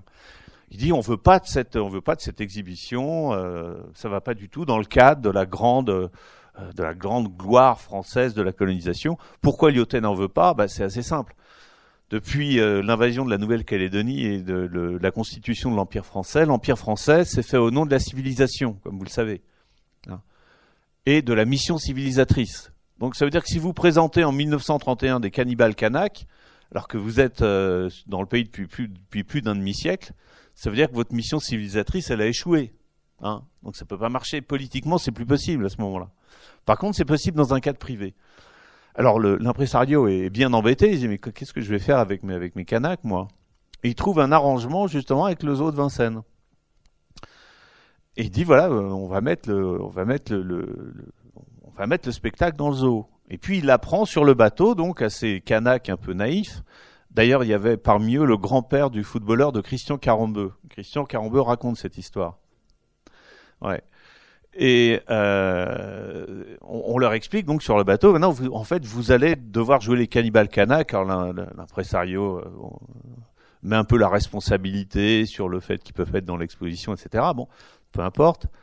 Bon, ils finissent par accepter parce qu'ils sont en route, ils ont un contrat, ils peuvent pas rentrer s'ils sont pas payés. Enfin bon, ils sont un peu coincés, quoi. Ils vont jouer les cannibales Kanaks. Et le spectacle des cannibales Kanaks, donc c'est au zoo de Vincennes, donc pas très loin de des grandes festivités coloniales. Hein. Et il y a un clou dans le spectacle des cannibales, c'est le repas des cannibales. Et c'est tous les soirs à 5h, donc. Alors évidemment, tous ces Kanaks ont tombé le costume cravate, hein, ils sont grimés en cannibales, donc cannibale ça doit faire peur, ça a un os sur la tête, ça a des peintures effrayantes, ça tient des armes, ça a un pagne minimaliste, etc. Et à 5h, donc il y a des gardiens qui arrivent dans la grande cage des cannibales, enfin c'est une espèce de fosse aux lions. Et d'un air apeuré, il a des gros morceaux de viande rouge et il les jette aux cannibales, puis il s'enfuit en courant. Et à ce moment-là, les cannibales se jettent sur la viande en poussant des cris terribles. Et voilà. Et vous avez donc les cannibales Kanaks, qui, comme vous le savez, auront encore... ça demeurera un stéréotype assez puissant. Je me souviens qu'au moment des événements d'UVA, une phrase m'avait marqué dans le Figaro, c'était les Kanaks commencent déjà à faire bouillir la marmite. C'est pas mal quand même, comme trait d'union. Hein. Voilà. Et donc oui, ces spectacles ethniques se diversifient, mais ce qu'on a pu mesurer, c'est qu'entre le début des années 1880 et donc la fin des années 30, pour aller très très vite, hein, c'est un chiffre très approximatif, mais on ne doit pas être très loin de la vérité à quelques pourcents près. On a calculé que le nombre de visiteurs entre les États-Unis, l'Europe et le Japon était de plus d'1 milliard de personnes. Donc ça vous donne là aussi une idée qu'on n'est pas dans un phénomène, je ne suis pas en train de vous parler d'un phénomène anecdotique. On est quelque chose qui est constitutif d'une certaine manière de notre rencontre avec l'autre. Et peut-être de notre rapport à l'autre. Et que c'est peut-être ça qui doit nous interroger. Justement sur peut-être les séquelles, les conséquences à long terme, éventuellement les héritages de ces ensembles de représentations qui ont été à un moment très puissantes et qui constituent peut-être un stock de représentations qu'il est possible de réactiver, comme je l'ai dit, comme on en a parlé tout à l'heure. Je voulais dire quelque chose de très intelligent, mais j'ai oublié. C'est bête. Oui. Pour terminer sur l'histoire de ces exhibitions ethniques, voilà. Qu'est-ce que ça nous apprend ? Ça nous apprend une chose tout à fait fondamentale. Tout ce dont je vous ai parlé dans la première partie de cette conférence. L'histoire de l'anthropologie raciale. L'histoire de l'anthropologie raciale, elle n'est pas connue. Très peu connue. Et bien peu de gens, dans tous les pays où s'est développée l'anthropologie raciale, lisaient les bulletins publiés par les écoles d'anthropologie. Ça concernait peut-être 400 personnes en France, peut-être avec les échanges autour peut-être 2-3 000 personnes. Mais c'est tout. Or, qu'est-ce que nous apprennent les zoohumains dans leur version racialisée ? Ils nous apprennent que le racisme, il se transmet pas forcément par des discours explicites qui pourraient être ceux de l'anthropologie raciale. Ils se transmettent en fait, ils se véhiculent par des choses anodines. Quand on va au jardin zoologique d'acclimatation voir une exhibition ethnique, on n'y va pas avec l'idée de se dire « Ah, je vais enfin pouvoir montrer que je suis supérieur à ce nègre ». Non, on y va parce que c'est amusant, parce qu'on a envie de voir quelque chose de nouveau, parce qu'il y a un personnage qui semble intéressant, que personne n'a encore jamais vu.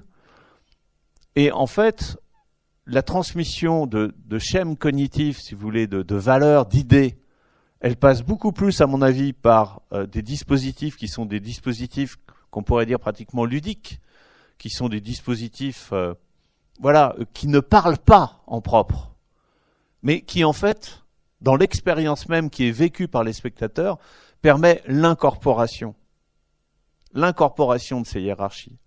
Et c'est peut-être cette expérience-là, peut-être plus profondément que, je dirais, les preuves, entre guillemets, scientifiques de la race. Ça, c'est et de la hiérarchie des races. C'est peut-être beaucoup plus comme ça qu'une culture raciale, une culture coloniale a pu se transmettre, a pu se diffuser et a pu être incorporée. C'est peut-être d'ailleurs ce qui en fait, d'une certaine manière, la puissance.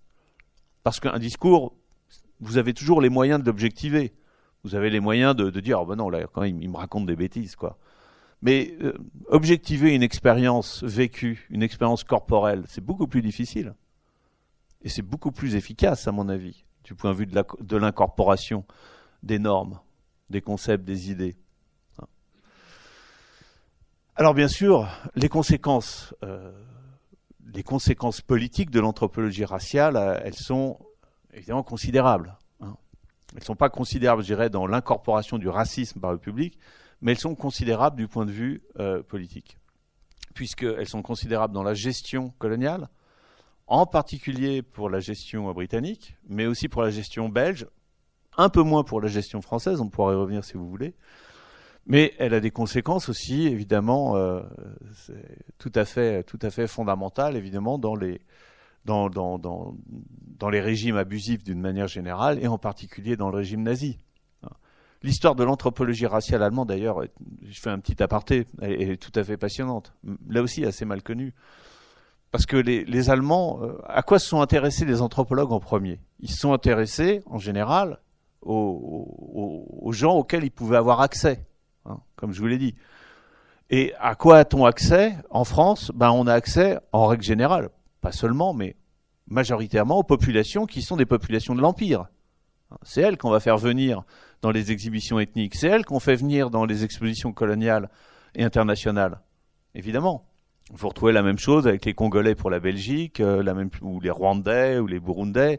Vous retrouvez la même chose avec les Indiens pour l'Angleterre, avec l'Afrique de l'Est pour l'Angleterre, etc. Bon.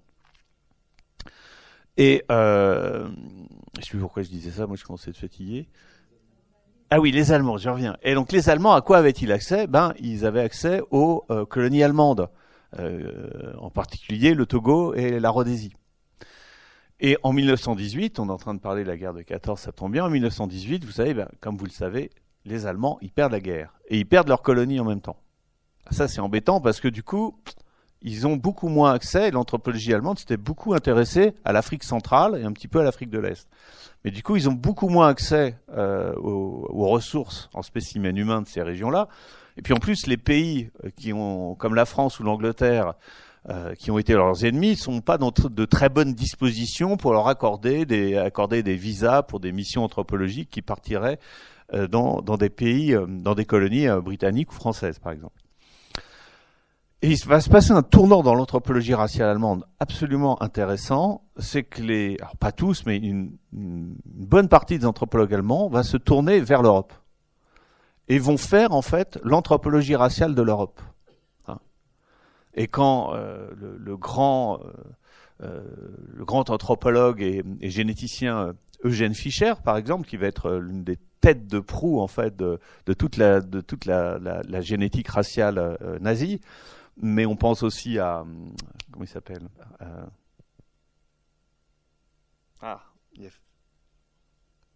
je me souviens plus. Une autre grande figure des sciences raciales allemandes. Ce sont eux, en fait, qui vont concevoir, avec beaucoup de collègues, une classification qui jusque-là n'avait jamais été faite, en tout cas avec cette précision, cette profondeur, de tous les groupes humains européens. Alors, on connaissait bien sûr les théories, par exemple, sur les Slaves. Elles sont monnaie courante dans les théories pan-germaniques au XIXe siècle. Mais par contre, diviser les différentes catégories de Slaves à l'est de l'Allemagne, catégoriser en Allemagne même les différents types d'Allemands qui appartiennent tous à la même race mais qui sont de différents types, catégoriser, voilà, faire des sous-catégorisations pour tous les pays d'Europe, ça, on l'avait pas fait. Et c'est les Allemands qui le font. Et pourquoi c'est extrêmement passionnant ? Parce que quand vous voyez la gestion des populations par les Allemands après leur conquête à l'intérieur de l'Europe, eh bien, ils utilisent le savoir anthropologique. Hein. C'est pas, on a toujours l'impression qu'il s'agit d'une barbarie indiscriminée, mais c'est totalement faux. On peut peut-être exclure la population juive, encore qu'elle procède là aussi d'une analyse qui est en partie et en grande partie gouvernée par l'analyse raciale. Mais les populations de l'Est, par exemple, la gestion des populations de l'Est, elles sont produites, et je dirais que les finalités sont produites par le politique, mais les méthodes sont produites par les scientifiques. Vous avez peut-être entendu parler du plan général Est, le général plan Host, qu'on a retrouvé après la guerre et qui était un vade-mecum rédigé par des anthropologues du Max Planck Institut en Allemagne sur la gestion des populations slaves une fois qu'on aurait conquis l'URSS. Enfin, une fois que les Allemands auraient conquis l'URSS, qui prévoyait, comme vous le savez, qu'on devait faire périr au minimum 30 ou 35 millions de Slaves immédiatement après la conquête pour des raisons raciales. Et la planification de la conquête de ces territoires et de la gestion des déplacements de population à l'intérieur de ces territoires, c'est pas des idéologues SS forcenés qui le formulent, quoi qu'ils soient pour la plupart officiers SS, mais ce sont des scientifiques qui, au nom en fait des différences raciales, des hiérarchies raciales et du droit évidemment de la race aryenne à dominer, vont concevoir ces plans. Donc vous voyez que on est parti d'une petite idée finalement, une idée qui naît quelque part entre des expérimentations dans l'élevage, peut-être des filiations avec les inénobles, et puis surtout cette grande poussée de ce qu'on a appelé, ce que j'ai appelé le désir taxonomique, quoi, le désir de classement. Cette petite idée qui a germé comme ça la dernier tiers du XVIIIe siècle et qui est devenue en fait un moyen de lecture à la fois de la science, de la vie, mais aussi de l'histoire. Et je crois que la portée tout à fait incroyable de cette idée, de la manière dont elle a transformé le monde, sans qu'on s'en soit vraiment peut-être intéressé suffisamment à la naissance et à l'évolution, à quelque chose de terriblement fascinant et de terriblement angoissant aussi. Terriblement angoissant parce que, comme je l'ai dit tout à l'heure, et je terminerai par ça, il est clair que ce dont je viens de vous parler n'est pas un sujet du passé. C'est un sujet du présent. On le sait tous. Et peut-être que se remémorer cette longue histoire en partant depuis le début, ça nous aide aussi. Je sais que vous n'avez pas besoin d'être convaincus, mais ça nous aide aussi d'une certaine manière à déconstruire peut-être ce par quoi nous sommes construits. Je vais vous faire un dernier aveu en guise de conclusion. Quand j'ai commencé à m'intéresser à l'histoire coloniale, avec Pascal, on a commencé à s'intéresser en fait à l'imaginaire colonial. On s'intéressait beaucoup aux images qui étaient produites dans un contexte colonial sur la colonisation. Et puis moi, je viens d'une famille d'intellectuels, d'artistes de gauche, où le racisme était totalement proscrit. Et en voyant ces images, et en les analysant, eh bien, je me suis rendu compte que moi aussi, j'étais construit par elles. Et c'est peut-être ça qu'il faut retenir de cette conférence. C'est que, comme disait Foucault, on travaille pour se transformer, et peut-être l'un des moyens de se transformer, eh bien, c'est de faire ce travail de déconstruction. Voilà.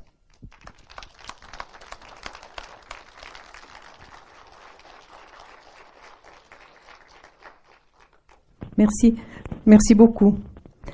Moi, je voudrais poser une question par rapport à l'attitude qu'on a vis-à-vis des scientifiques et de la science.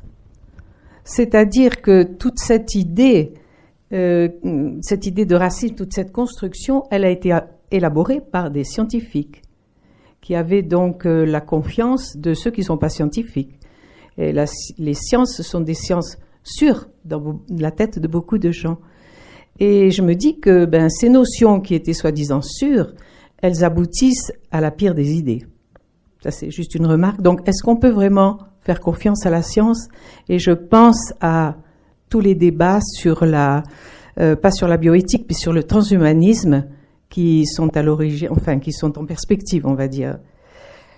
Ça, c'est juste ma première question, ma première remarque. La deuxième qui va avec, c'est que nous, notre problème en France, c'est le racisme anti-maghrébin. Et il est, comment dire, il est présent d'une façon, d'une drôle de façon. Moi, je suis née en Algérie. J'ai entendu dans mon enfance constamment la pire des insultes qui était sale race. Sale race, ça s'adressait évidemment aux Algériens. Et je trouve qu'en France, dans le quartier où j'habite, à Saint-Étienne, c'est quand même présent d'une façon latente et discrète. Ça, c'est ma deuxième remarque. Et puis l'autre, c'est juste une petite suggestion. Vercors a écrit un petit livre, un petit roman, si vous avez du temps, mais peut-être que vous le connaissez très bien, qui s'appelle « Les animaux dénaturés ». C'est tout petit, c'est un petit bijou et ça illustre tout à fait vos propos. Merci, je vais peut-être répondre d'abord, sinon je ne vais pas retenir. Alors, peut-on faire confiance aux scientifiques? La réponse est non. Clairement, non. Parce que on va faire un peu de science-fiction, justement. Imaginons que demain, les scientifiques nous apprennent qu'en fait, ils s'étaient trompés. Qu'en fait, les différences à l'intérieur du génome, entre les différents groupes de population, différentes races, sont beaucoup plus importants que ce qu'on pouvait penser, qu'effectivement, il y a des qualités que certaines races ont et dont les autres sont démunis, ou en tout cas en ont moins de ces qualités. Voilà, bien embêté. Parce que la question, en fait, de la diversité humaine, c'est pas une question scientifique, c'est une question politique, c'est une question éthique. D'une certaine manière, c'est la même question qu'on peut se poser pour les handicapés, qui représentent une autre forme d'altérité. L'altérité, elle existe, on la côtoie tous les jours.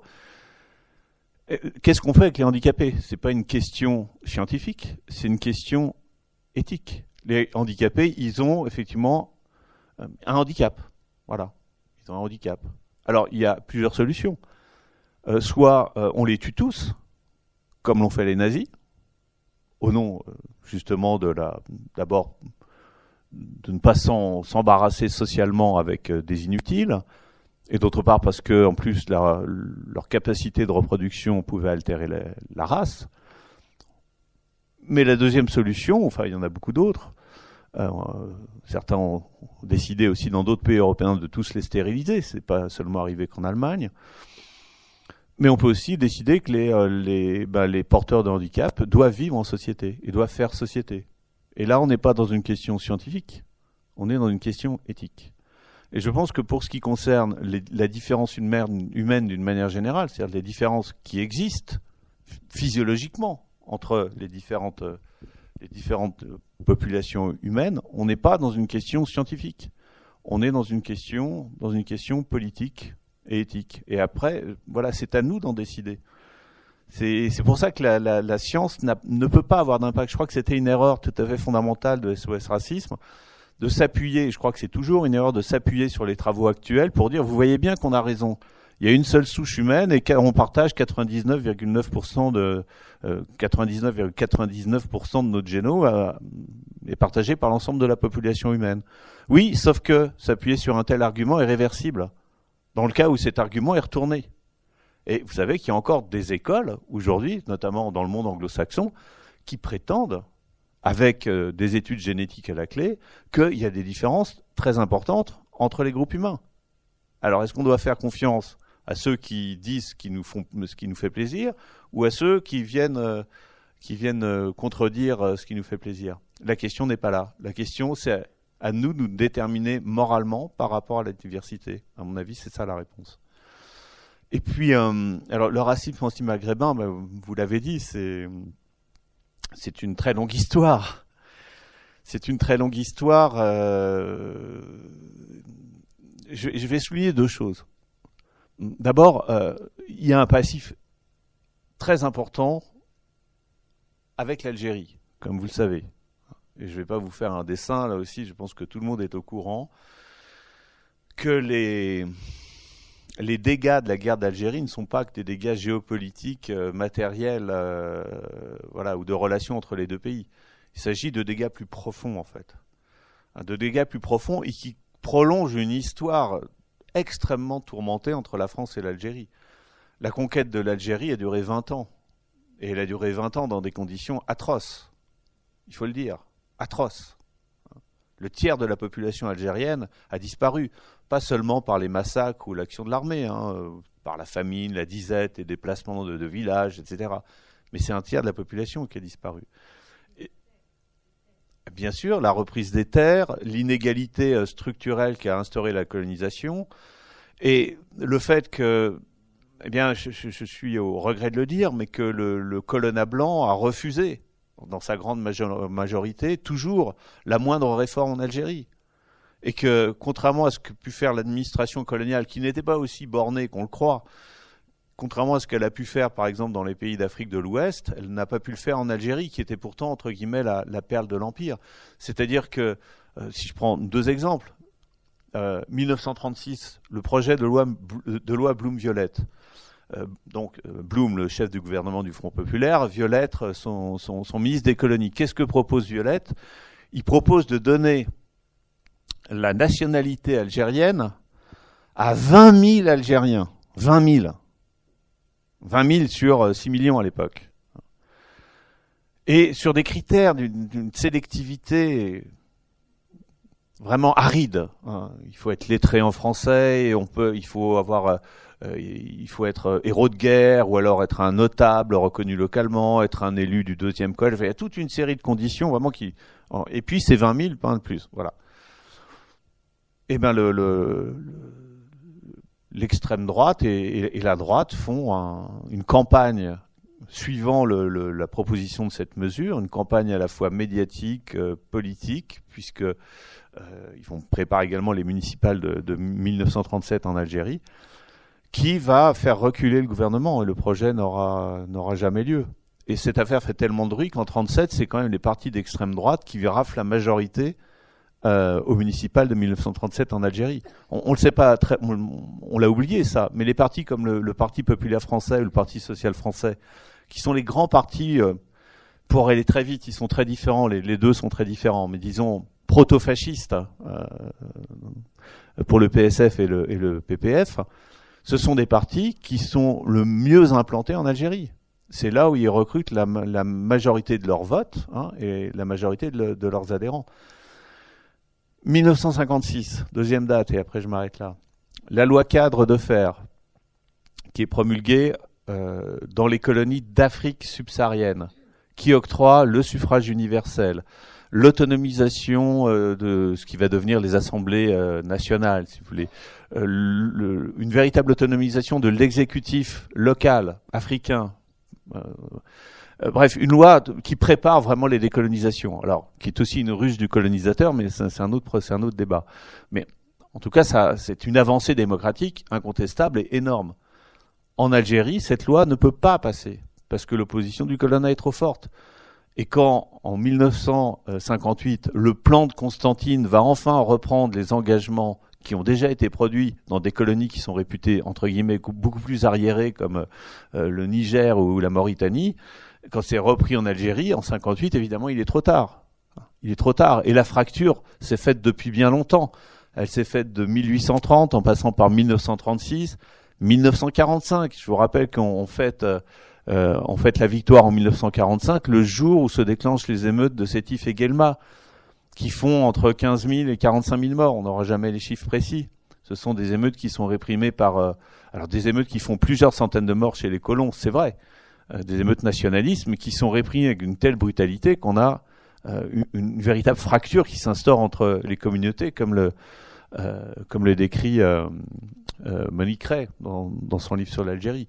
Et puis voilà, 1954, le FLN, 1958, 1962. Donc le passif est très très lourd. Et le racisme anti-arabe, il faut l'originer en quelque sorte. On pourrait monter aux croisades, mais enfin on va pas faire ça, mais ça nous dirait sans doute aussi des choses. Le racisme anti-arabe s'origine aussi là-dedans. Alors ça, c'est ma première remarque. Je vais en faire une deuxième, qui est provocatrice, et qui va à contre-courant de ce que je dis. Je pense aussi qu'on ne mesure pas forcément l'impact que crée la multiculturalité. C'est-à-dire que pour nous, c'est facile d'être multiculturel. C'est facile parce que en général, on appartient à des professions intellectuelles ou on a un certain confort de vie, etc. Mais je pense que dans des situations plus précaires, dans des situations où il y a une véritable confrontation, à la différence, vraiment. C'est-à-dire vivre dans des quartiers populaires, par exemple. C'est pas la même chose. C'est pas la même chose. Et je pense qu'on ne mesure pas bien, et je crois que c'est un travail qu'on doit faire aussi. On ne mesure pas bien l'inquiétude que peut provoquer cette confrontation anthropologique, combinée à une situation de précarité. Et je veux dire, aujourd'hui, excusez-moi, l'extrême droite, elle explose partout en Europe. Il y a une raison. C'est pas seulement parce que les gens sont méchants. C'est parce que je pense qu'ils réagissent aussi à des choses qui leur échappent totalement. Leur vie leur échappe et ils ont l'impression qu'un certain nombre de ce qui constituait des piliers, des repères, sont en train de tomber.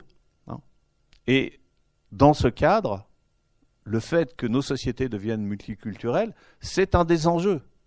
On ne devient pas multiculturaliste comme ça, d'un coup de baguette magique. C'est un travail, c'est une éducation, c'est un véritable, c'est un processus. Et je pense que ça, on l'a pas, à mon avis, on l'a pas assez réfléchi, cette question. Comment est-ce que les anthropologues du XVIIIe siècle arrivaient à concilier leurs idées avec les théories de l'évolution selon lesquelles les races les moins intelligentes devraient progressivement disparaître? Alors, la théorie de l'évolution proprement dite, c'est vraiment le milieu du XIXe siècle. Et la théorie de Darwin, puisque si on parle de théorie de l'évolution, c'est vraiment la théorie de Darwin, la publication de l'origine des espèces, c'est 1859 en Angleterre et 1872 en France. Donc c'est quand même postérieur. Mais c'est extrêmement intéressant parce que j'ai pas eu le temps d'en parler de la théorie de l'évolution. Elle est pourtant fondamentale. Parce que je vous expliquais tout à l'heure que la théorie raciale, la conception scientifique des races, permet d'avoir une vision sur la vie, mais aussi sur l'histoire.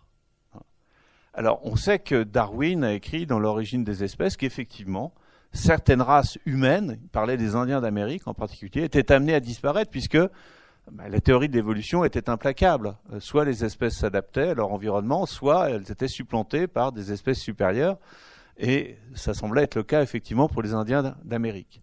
Alors, la position de Darwin a été celle-là pour l'origine des espèces. Elle est plus complexe ensuite. Mais il reste quand même que si on accepte que des différences entre les groupes humains sont de nature, de nature précisément, hein, et donc il y a des races fondamentalement différentes, issues donc de souches différentes, et qu'on croise ça avec la théorie de l'évolution, d'un point de vue scientifique et même de vulgarisation politique, ça va donner le darwinisme social, ça va donner la guerre des races. Hein. Et en fait, à la fin du XIXe siècle, les premiers théoriciens de la guerre des races, ils apparaissent. Hein. Ils apparaissent en Allemagne, mais ils apparaissent en France aussi. Il n'y a pas de spécificité allemande par rapport à ça. Si vous prenez des penseurs, des vulgarisateurs de la pensée évolutionniste et raciale, comme Vacher de Lapouge explique qu'effectivement, il reprend les théories de Darwin, il reprend les théories de l'anthropologie raciale, il croise les deux et il dit, voilà, mais demain, c'est la guerre des races. Et pour lui, c'est la perspective de massacre absolument gigantesque avec les technologies modernes. Et on retrouve cette idée chez pas mal de théoriciens du darwinisme social à la toute fin du XIXe siècle. Hein. Donc c'est une idée qui va... voilà. Et comment dire ? Quand vous avez accepté cette idée, quand vous avez accepté l'idée qu'il y a des races totalement différentes, et qu'entre elles, il y a une lutte possible, il y a une sorte d'inéluctabilité de la lutte. C'est la prophétie autoréalisatrice, et c'est exactement la théorie nazie. La théorie nazie est profondément raciale et darwinienne, enfin du darwinisme social en tout cas. Et je pense également, je parlais de l'histoire tout à l'heure, si vous acceptez, parce que c'est très intéressant de relire les livres d'histoire écrits par des théoriciens nazis, enfin par des historiens nazis, excusez-moi, des vrais historiens nazis cultivés, qui avaient parfois 2 doctorats. On a l'impression que les nazis étaient des crétins, mais on se trompe. C'était souvent des gens extrêmement cultivés, justement. Enfin bon, je ne vais pas revenir là-dessus. Mais quand on lit ces ouvrages qui sont fondés sur la race, tout s'éclaire. Si vous avez le paradigme racial, vous avez l'impression que l'histoire est totalement lisible. Parce que d'un côté, vous avez des races qui sont à la source de civilisations prodigieuses, et puis elles sont en lutte permanente avec des races inférieures qui viennent soit tenter de les subvertir par les armes, mais surtout de les pénétrer de l'intérieur et de détruire leur capital racial, donc leur capital, ce qu'on appelle aujourd'hui leur capital génétique. Et donc, c'est là où la théorie raciale a un pouvoir, si vous voulez, qui est pour moi, et c'est ce qui explique son pouvoir si fort au 19e ou 20e siècle, c'est un pouvoir de totalisation. Vous pouvez tout expliquer à partir de là. Vous pouvez expliquer les différences humaines, vous pouvez expliquer les hiérarchies, mais vous pouvez expliquer l'histoire. Alors évidemment, à nos yeux d'historiens, ça ne tient pas debout. Mais si vous acceptez ces principes, ça tient totalement debout. Et c'est là où c'est puissant. Une petite question. Oui. J'ai plus de voix. Pardon. Est-ce que vous avez fait des études à partir des zoos humains, des représentations dans les années 30 du ressenti dans la population. Qu'est-ce que pensaient réellement les gens de tout ça? Est-ce que c'est difficile, mais enfin des gens, pas des gens qui étaient exposés, mais des gens qui les voyaient. Alors c'est difficile. On a une idée. C'est difficile à explorer en fait, parce que d'abord on n'a pas de témoignages. La plupart des gens sont morts. Ah, vous en avez. Oui. Alors enfin je dis on n'a pas de témoignages. On a quelques témoignages. Notamment, j'avais co-dirigé un programme qui s'intéressait à la jeunesse des années 30. Et on avait interviewé effectivement un certain nombre de personnes. Mais comment dire, les réponses qu'on a eues à ce moment-là, et ce qu'on trouve par exemple dans les journaux, parce que ça on trouve beaucoup de choses dans les journaux, c'est que ça choquait pas fondamentalement. C'était pas conçu comme des exhibitions racistes. Et encore une fois, il faut être prudent avec ça. Parce qu'il y a une grande diversité d'exhibitions. Là, j'ai vraiment insisté sur les exhibitions très racialisées. Mais les villages annexes, c'est plus complexe. Hein, on a accès aux exhibés. Encore une fois, il y a des interactions qui sont possibles. Même si les procédés d'infériorisation existent, on n'est pas exactement dans le même rapport. Donc, moi, l'impression que j'en ai retirée, c'est qu'il n'y a pas de culpabilité, il n'y a pas d'interrogation véritable. Il y a l'idée que on va dans cette manifestation voir cette exhibition parce qu'on est curieux et parce qu'on veut s'instruire. Voilà, on est beaucoup plus dans cette démarche-là que dans l'idée de dire, encore une fois, je vais m'assurer de ma supériorité. Ça n'a pas de sens.